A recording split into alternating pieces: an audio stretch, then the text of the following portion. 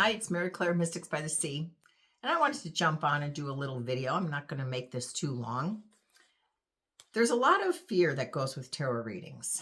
Tarot readings, really, there is nothing to fear, okay? You have to think of tarot readings as information.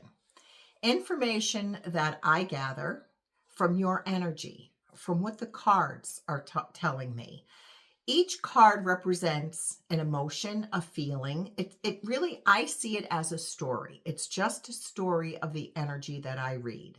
My guide talks to your guide, and they let me know what's going on with you. You always have to remember tarot is just information. Information is something that you take, and then it's up to you what you do with that information. All right? Two ways you can make your decisions in your future, create your future, through the eyes of faith or through the eyes of fear.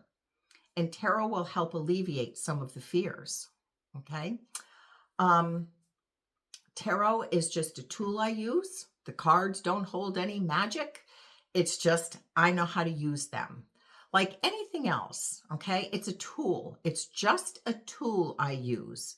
I use tarot. I use numerology. I sometimes use a pendulum. I sometimes use astrology. I sometimes use my character deck. All right? It's just my tools of the trade, my career that I use. I can just read the energy of you and I can interpret it through the cards. It tells me a story. I see emotions. I see emotional behaviors. I see life lessons. Okay, that's the information that I get from tarot. And then I can bring it all together, put it all together for you to help you with guidance and direction.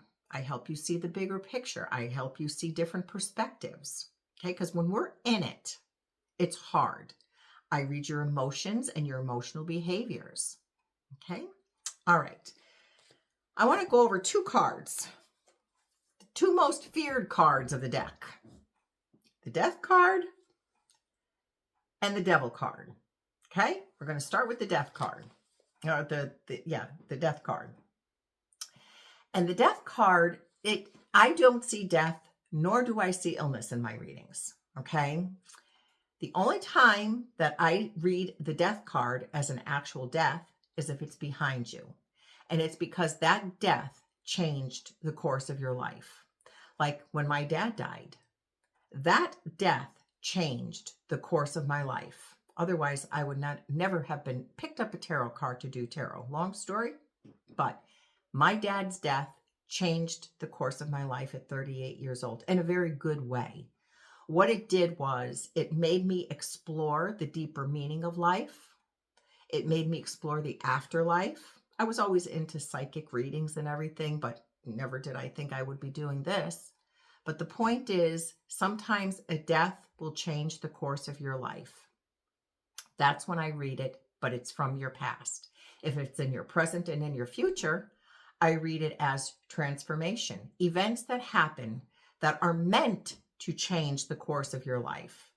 It's the deathing of the old, rebirthing of the new. It's a total metamorphosis transformation. You are changing.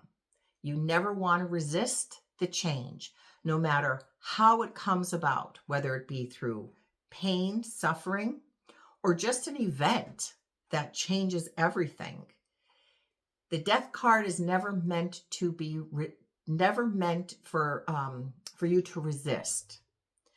The more you go with the changes and the flow of the changes of your life, you're going to find that your life will definitely flow into a better place and you will become a better person. All right. But the Death card is deathing of the old, rebirthing of the new. Old ways, old thoughts, old habits, out with the old and in with the new. What you once thought, you no longer think.